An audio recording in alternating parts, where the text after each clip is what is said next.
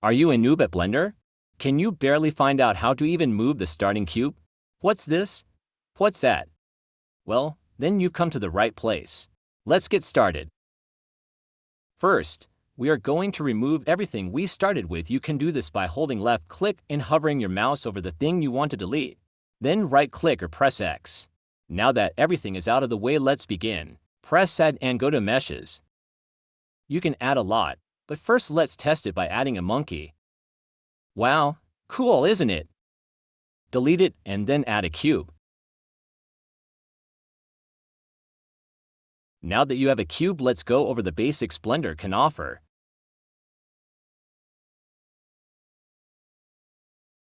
We are currently in object mode. Here you can do the most basic things known to mankind. Now let's switch over to edit mode by clicking it up here or pressing tab. Now that we are in edit mode, let's go over the 3 different selection modes. 1. Verticals. Here you can select these little dots. 2. Line select. Here you can select these lines. 3. Face select mode. Here you can select different faces. Now let's go over some of the gadgets we got here. I don't know the name on some of these, so just look. Here you can just add a cube of your desired size. Let's delete this and go to the other options.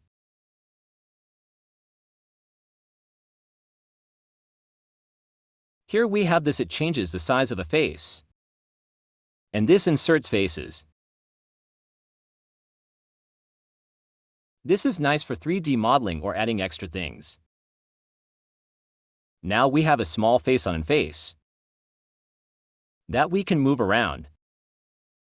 And this adds a bevel. I don't know how to explain that, so pay close attention. If you go too far, it gets cursed. And here we have a variant of the knife tool. You can go to the main one by pressing K in edit mode. This adds a line which you can move around by pressing 2. You can manipulate this by pressing G or going to the arrows. Here is an example of me using it. I also made the front part of my APC using this. This is the main variant. To make freehand cuts, you can make it pass through all faces by pressing C, and you can select in single or more face. This is good for a lot of reasons, but you can check out my other videos that are on the way explaining this. Where did that come from? It does not matter, we can just delete it by right-clicking.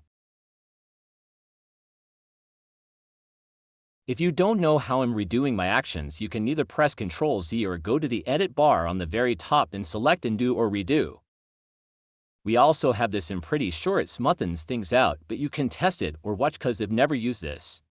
Also this thing never works for me, so you'll have to test it out, but by the icon of it explains itself. And this is free build. You can just create low poly characters with your hands if you hate yourself.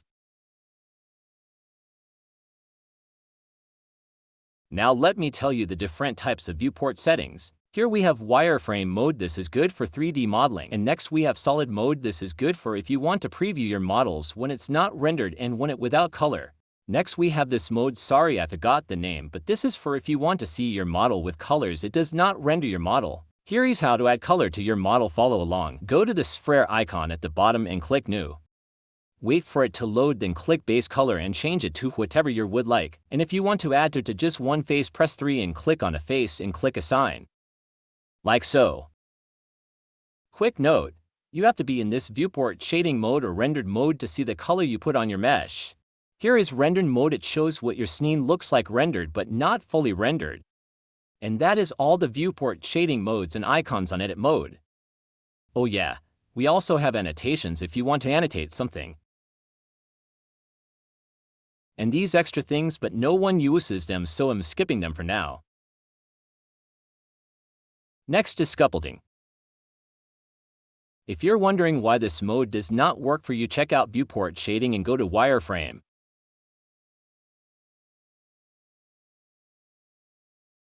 The reason it does not work is because it has nothing to sculpt on. You'll need to subdivide your mesh. To subdivide, go to edit mode, then right-click and press the option that says subdivide at least more than 4 times or as much as you like. The more you subdivide, the less performance you will have, so be careful. Once you are done, you go to sculpt mode and it will work. You can also go down here on the button that says subdivide and give the exact amount of subdivisions you want. Now go to sculpt mode and wait for it to load.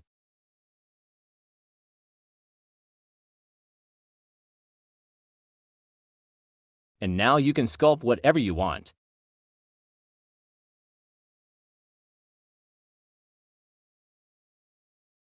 Look, it's a happy face.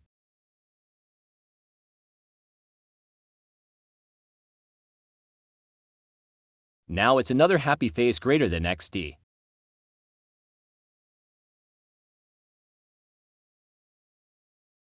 This is satisfying, not gonna lie.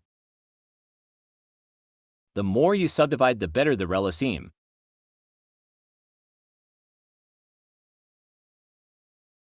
Don't forget to subdivide if you want to. When you're done, you can learn about subdividing in my other upcoming videos. Now let's focus on rigging a character.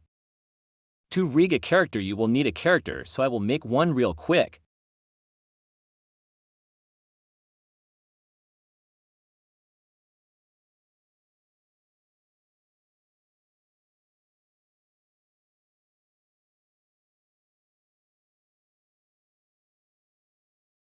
Okay, so now you will need to go to object mode, click Add and click on armature.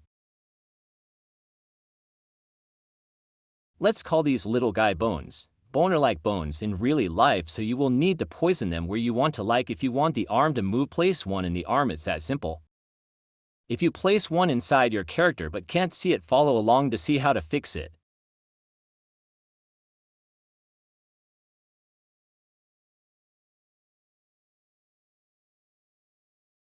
Now you should be able to see it all the time. For more bones, go to edit mode, then click E on your keyboard and hold it. Never add them single by single from the add menu. The only time you can do that is if you went to edit mode and pressed Shift D.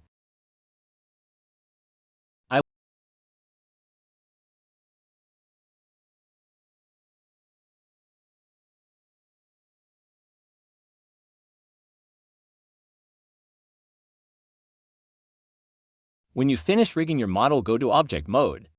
Select your mesh, then rig. You have to select mesh first. Hold Shift to select mulatable things at 1T, then press Ctrl P and with automatic weights. Then select the rig and go to pose mode.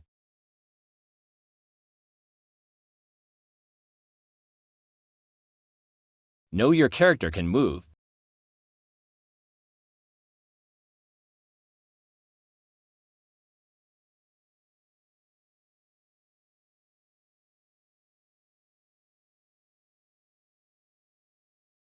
If you want to fix the problems with the rig like the chest deforming when you turn the right arm, then select your mesh and go to weight paint mode. Blue means no influence, meaning no power or something, and red means the complete opposite.